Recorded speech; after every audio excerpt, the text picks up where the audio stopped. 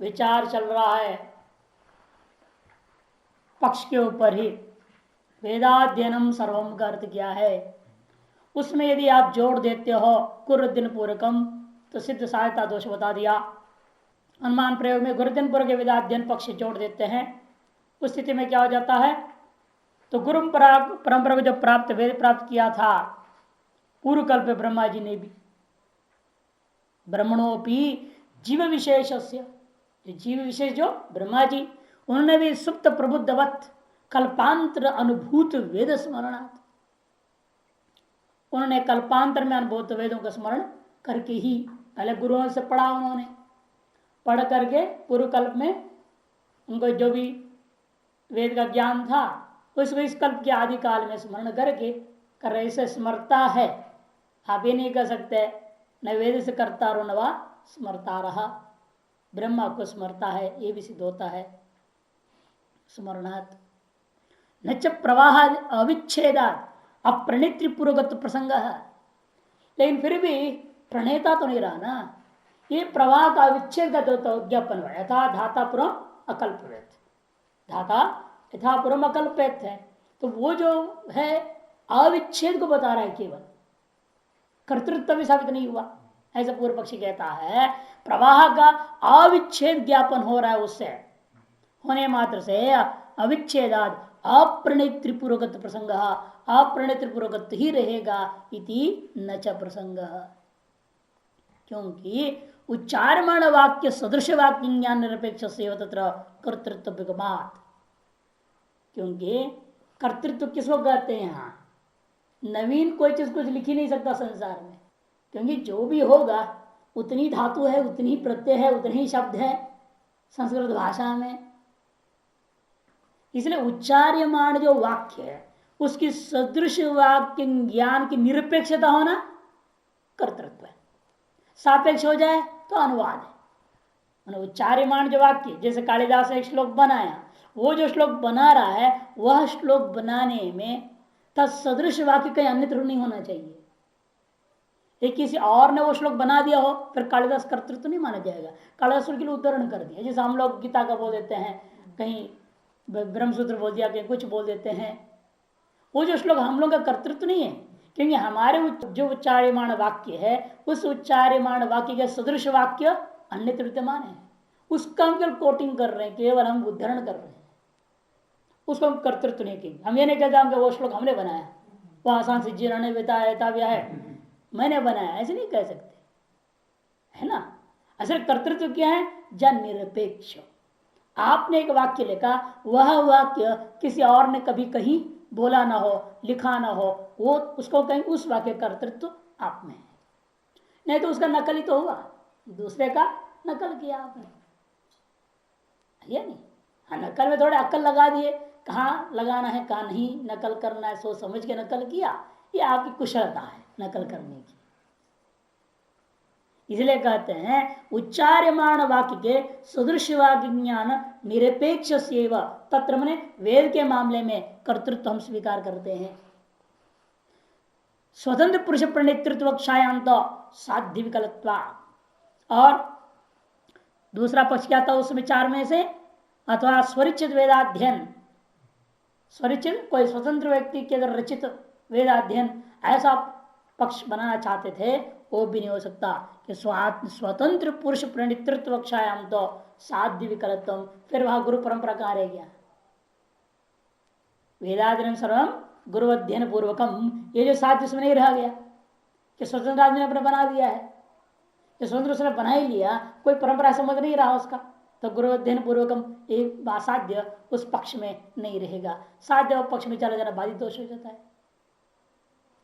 इसलिए कहते वो भी नहीं, न तो साध्य गलत, और उभयवादी संप्रतिपन्न पक्ष को स्वीकार करोगे तो सिद्ध साध्य देश। यदि उभयवादी सम्मत कोई पक्ष का स्वरूप को स्वीकार करते हैं, तो उभयवादी सम्मत है ही वो, तो वहां साध्य, तो इसका मतलब हमारे मत में भी सिद्ध है।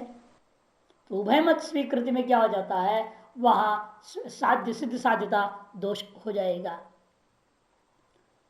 और अंतिम पक्ष जो लिया इन तीनों से विलक्षण, तो कहते वो कोटि में तो आश्रय से दोष होगा, क्योंकि तादृश अध्ययन वेदाध्ययन संसार में प्रसिद्धि नहीं है।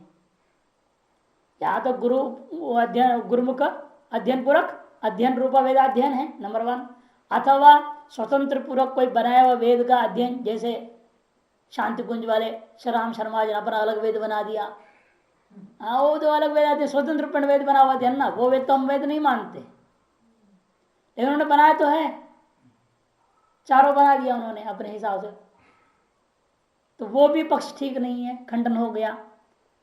और तीसरा कि वहां का गुरु परंपरा पूर्वक की आवश्यकता नहीं रहेगी, शादी का भाव स्थल बता दिया। और तीसरा उभय में स्वीकृत है तो सिद्ध साधना दोष दे दिया। इसके लिए कोई चौथा प्रकार का वेदाध्ययन नाम की कल्पना भी करोगे वह लोक प्रसिद्ध ही नहीं। अतएव न साध्य उस पक्ष में रहेगा न हेतु उस पक्ष में रहेगा, आश्रय से दोष हो जाता है। अतएव चारों पक्ष खंडन हो गया, अर्थात तुम्हारे अनुमान का पक्ष ही गलत साबित कर दी मीमांसकों का।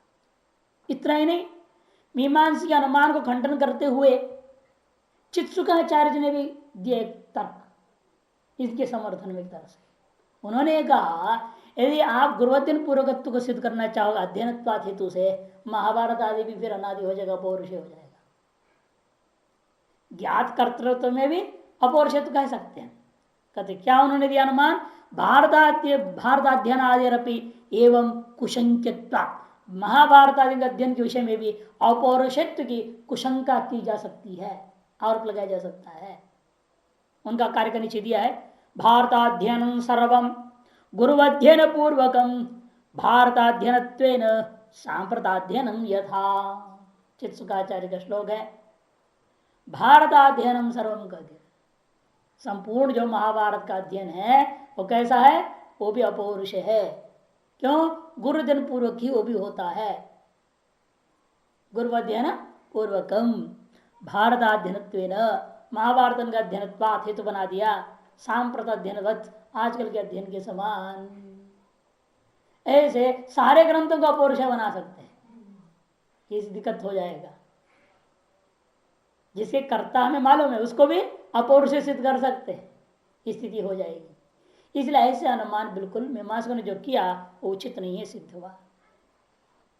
इतना ही नहीं, एक और अनुमान करते हैं मीमांसक, वेदो अपौरुषय तत्संप्रदाय अविच्छेद सती अस्मर्यमाण कर्तृकत्वात् इति।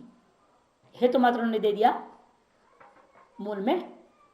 कैसा क्या हेतु है, तत्संप्रदाय अविच्छेदे सती अस्मर्यमाण कर्तृकत्वात्, उसके कर्ता के बारे में कोई जानता ही नहीं है। कौन उसका कर्ता, कोई कहीं लिखा हुआ नहीं है, स्मृत नहीं है। ऐसे बहुत सारे ग्रंथ हैं।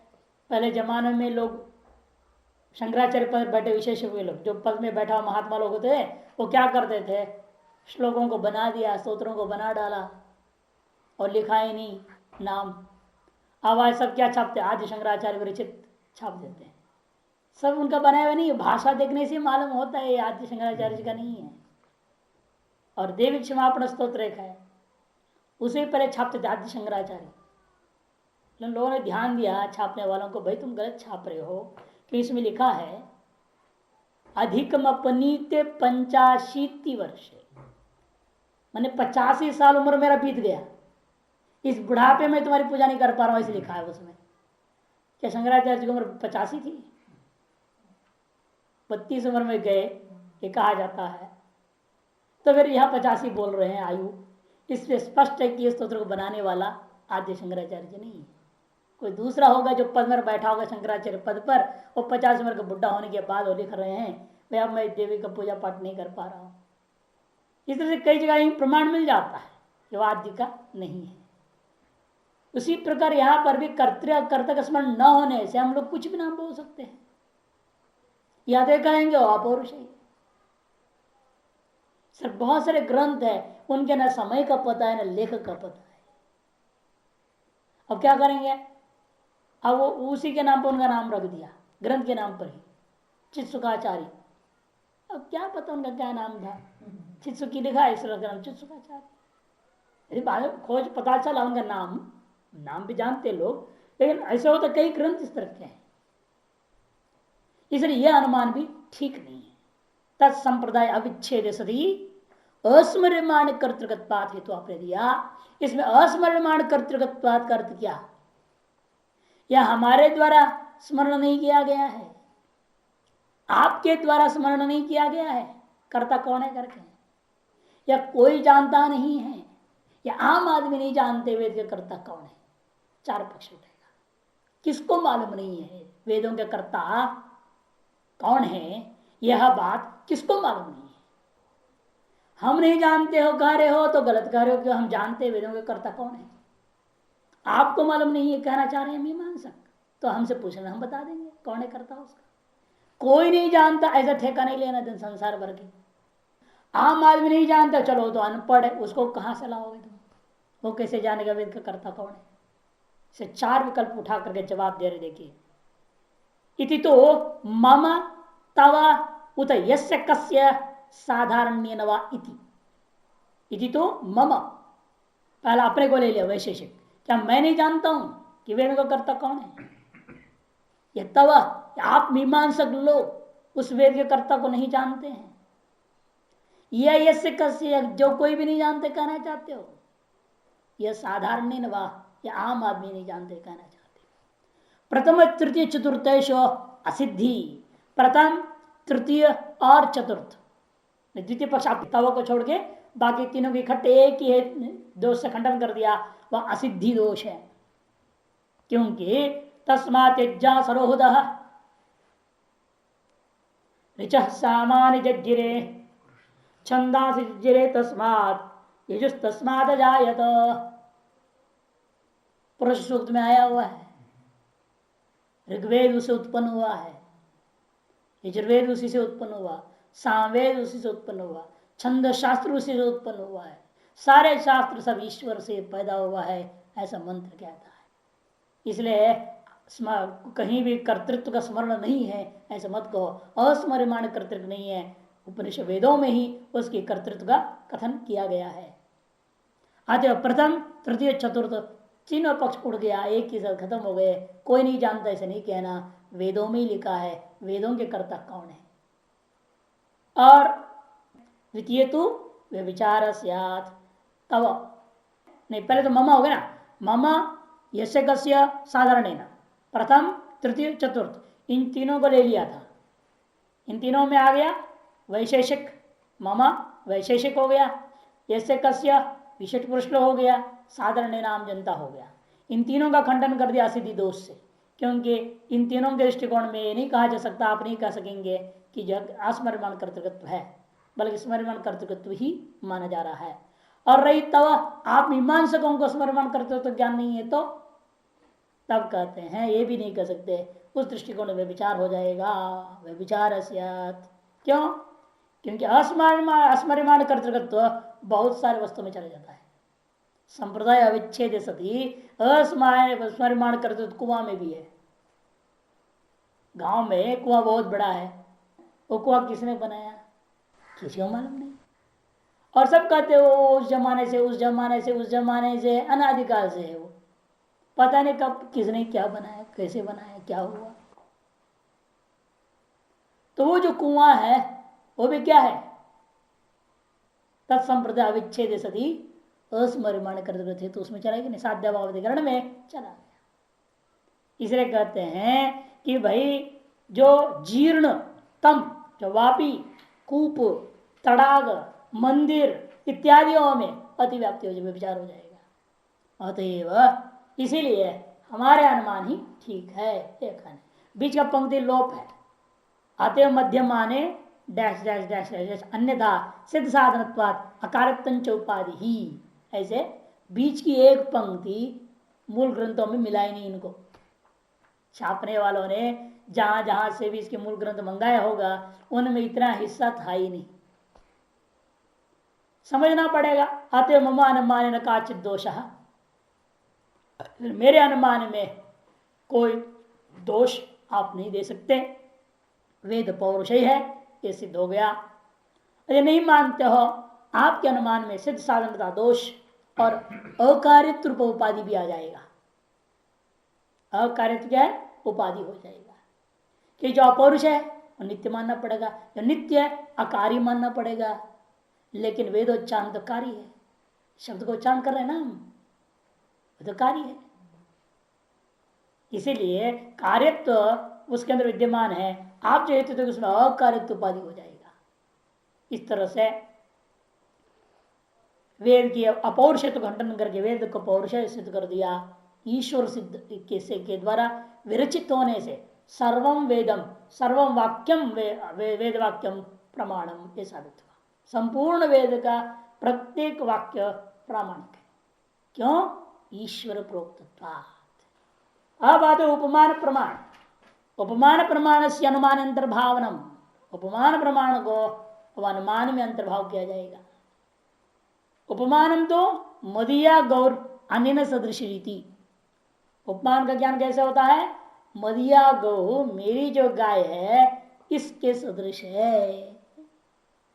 ये जो सामने दिख रहा है नील गाय, नील गाय जो होते हैं ना, नील गाय के सदृश बोल दिया। नील गाय कैसे पैदा हुआ था? पहली बार घोड़े का संबंध से। घोड़े का संबंध गाय से हो गया, जो पैदा हो वो नील गाय। वो उसको देख रहा है और कह रहा है ये जो पिंड दिख रहा है मेरे को मदिया गो अनेन सदृश, इसके सदृश है। आगे आगे देखिए विचार अभी संक्षेप में दिखा दे उपमान को, और ये हम अनुमान में अंतर्भाव कर देंगे। गो सदृश गवयम आलोक्यत अनुमानम एव।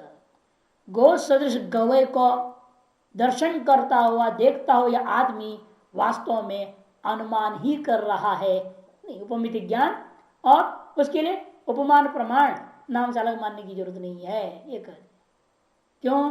कथम चेत भवती ही पूर्वम गवि गवे सादृश्यम इत्यनुमिति।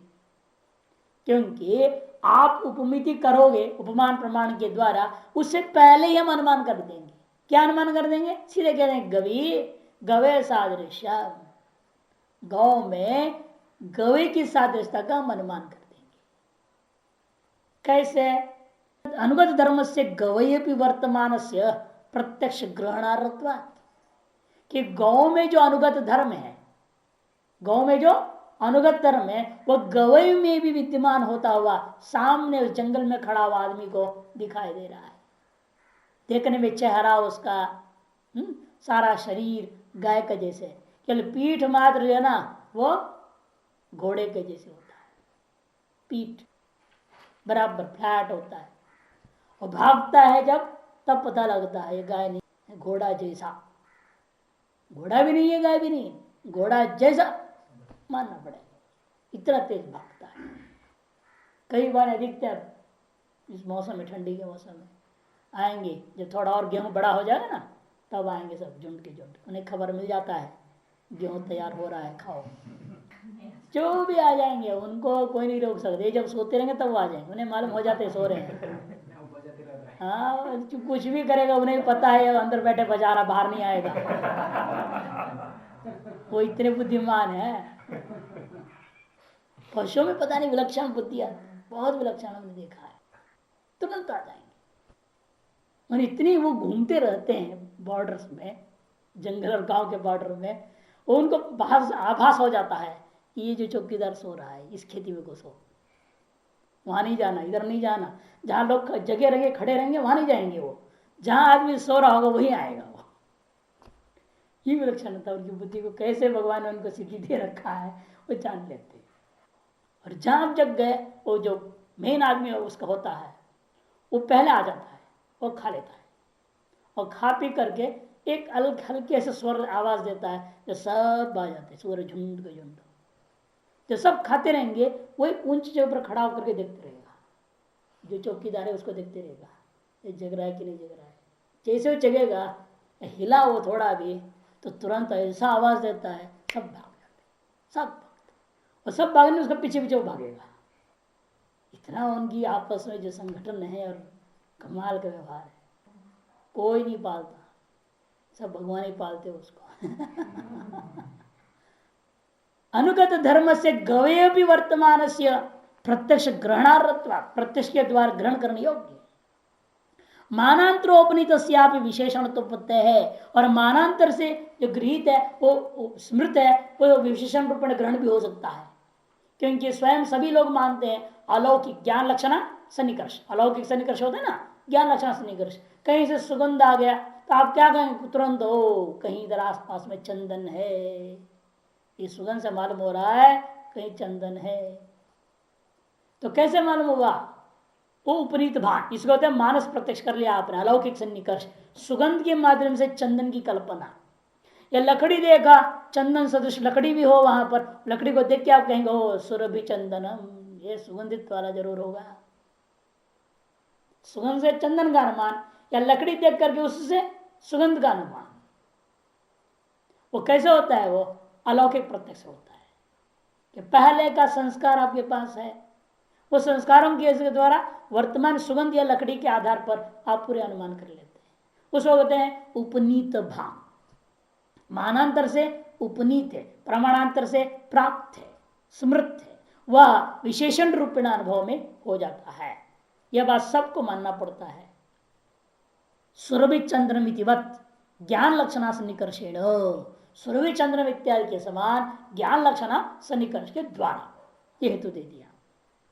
अतएव जब प्रत्यक्ष के द्वारा हमने अनुगत धर्म को ग्रहण कर लिया, प्रत्यक्ष से गौ के धर्मों को इस गवय में हमने देख लिया, तो गौ सादृश्यता स्मृति में आ जाएगी और सीधा वो कहेगा कि गवी गवय सादृश्य, इस अपनी गाय में गवय के साथ से ग्रहण कर लेगा या गवय में गौ के सादृश्य को ग्रहण कर लेगा।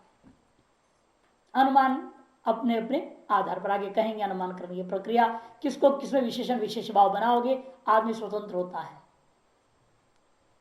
दो चीज देखा, उन दोनों के पर विशेषण विशेष भाव है, तो कहने में आपकी मर्जी होती कैसा बोलोगे। घटाभावत भूतलम, घटाभावत भूतलम, या घटाभाव क्या है, विशेषण, भूतल विशेष है। और उल्टा कर सकते हैं हम, भूतले घटाभाव भी बोल सकता हूं। तो भूतल क्या हो गया, विशेषण, घटाभाव विशेष हो गया। बोलने वाले के अधीन, विवक्षा वक्ता के अधीन हो जाता है। इसलिए यहां पर भी उसी प्रकार से अब एक पंक्ति यहां गलती से टपक गया है, लगता है कि अथवा पंक्ति ना, अथवा मदिया गौ अनेन सदृशी स्वसादृश्येन एतदवच्छेदकत्वात् भ्रातृभगिनीवत्, ये पंक्ति वैशेषिक दर्शन वैशेषिक कार का अपना नहीं है, वादी वागेश्वराचार्य जी का नहीं है। यह पंक्ति है वल्लभाचार्य जी का है। वल्लभाचार्य जी न्याय लीलावती नामक ग्रंथ का रचयिता है। उनके जो अनुमान था वो अनुमान को किसी ने मान लो कभी पढ़ते वक्त तो उसमें टिप्पण बना ली थी, और टिप्पण को किसी ने मूल में घुसा दिया बात। क्योंकि इसके अगला जो पंक्ति है ना, अन्यथा वो पूर्व से संबंध है, बीच में कहां से टपक गया बेमतलब, असंबद्ध वाक्य है बीच में। अथवा यदि भी अनुमान इष्ट है, हमें भी अनुमान इष्ट है, लेकिन वादी वागेश्वराचार्य की पंक्ति नहीं है। मदिया गौ पक्ष अनेन सदृशी साध्य स्वसादृश्येन एतदवच्छेदत्वात्, गौ के सादृशता के द्वारा इसका अवच्छेद होने के नाते जैसे भाई बहन ऐसे दृष्टांत बना दिया, भ्रातृ भगिनीवत्। अन्यथा गवे सादृश्य अग्रहण प्रसंगात, नहीं तो गवे का सादृश्य भी आपकी उपमिति के द्वारा ग्रहण नहीं हो सकेगा। क्यों, प्रत्यक्षता, इनकी तो प्रत्यक्ष है।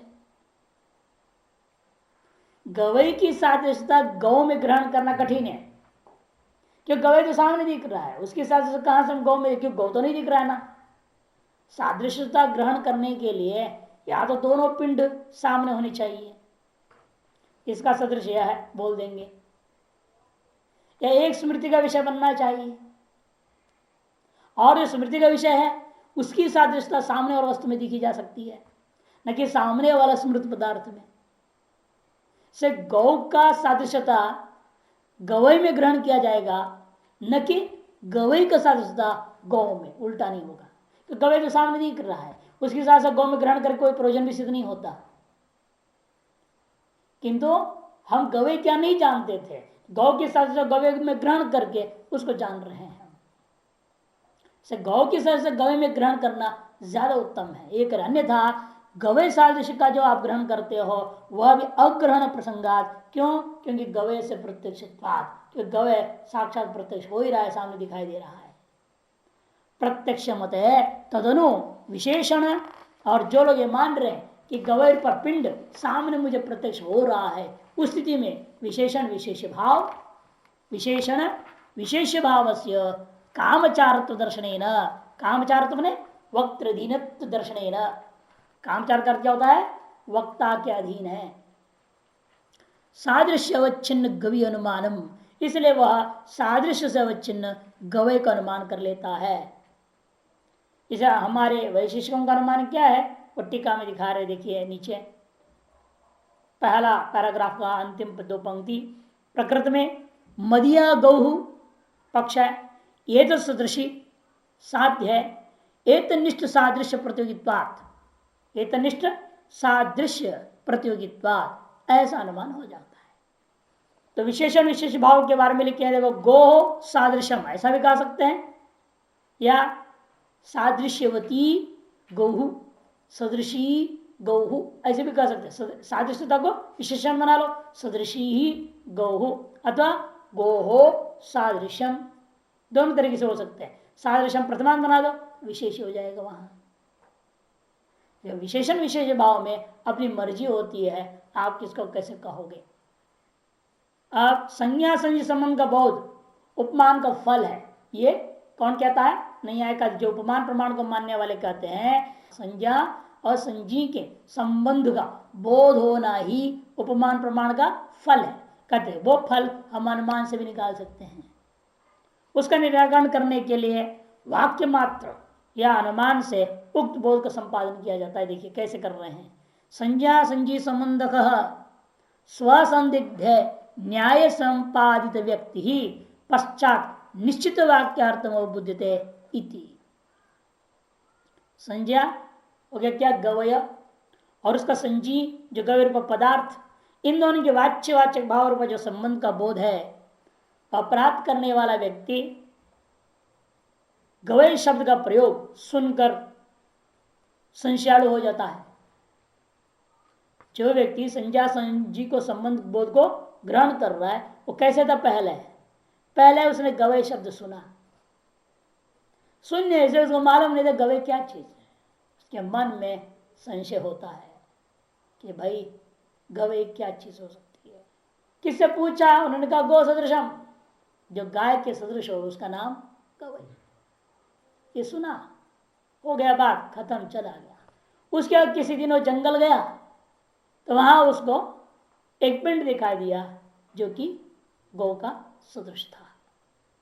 तब अनुमान कर लेता है ओहो गौ की शास्त्र इसमें होने से यही पिंड का नाम गवय है। तो गवय पद की वाच्यता उस गवय रूपी पदार्थ में ग्रहण कर लेता है। वे करे पहले क्या हुआ? संशय होता है उसको, एक गवय पद का अर्थ क्या है? ये स्वसंदिग्ध है।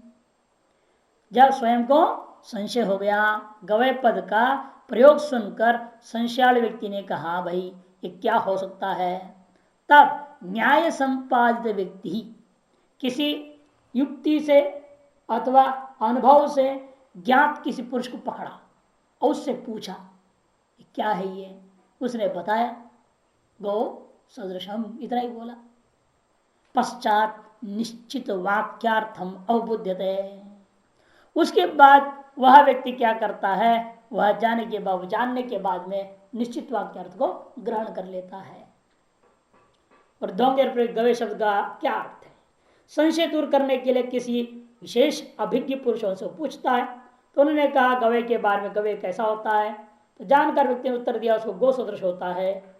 उस समय उस वाक्य का अर्थ उसको भले पूर्णतया समझ में नहीं आता, क्योंकि जब जंगल चला जाता है वहां गवय पिंड को देखता है तब उस वाक्य का अर्थ को समझ में आ गया, गो सदृशम गवयः, वो समझ में आ जाता है गो सदृशो गवयः। इस वाक्य का अर्थ भी ना ज्ञान होगा उसको, जब जंगल में पिंड को देखेगा, उससे भले तो नहीं होगा।